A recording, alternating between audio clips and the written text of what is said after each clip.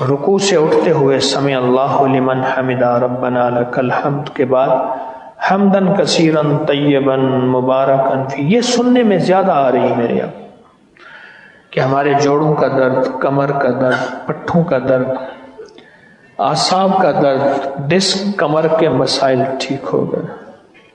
کیوں؟ بات وہیں آتی ہے، دعا کہ اللہ کو اپنی عظمت کے بول بڑے پسند ہیں۔ مولا میں تیری ایسی حمد کرنا چاہتا ہوں۔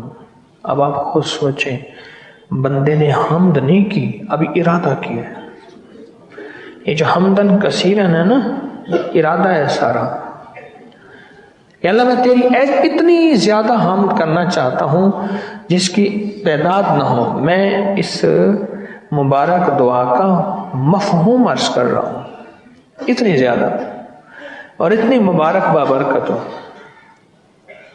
ابھی بندے نے ارادہ کیا ہے، رب کریم کے حمد کے بول بولے ہیں، اللہ کو پسند آ گیا ہے۔ میرا اللہ کہتا ہے میرے بندے تیرے روگوں کو میں ختم کرتا ہوں۔ کیوں؟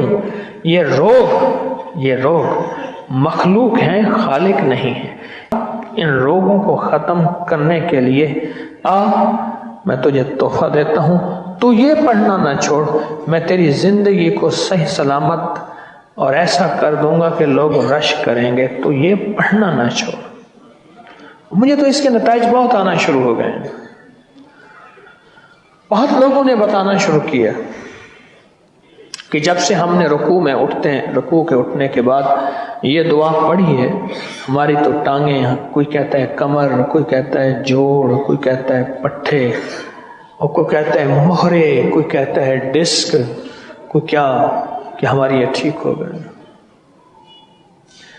اس سے دعا کی لفظوں میں، حرفوں میں، لہجوں میں، سوزوں میں، سازوں میں دعا کی، اور میرے رب کریم کو یہ دعا پسند آ گئی۔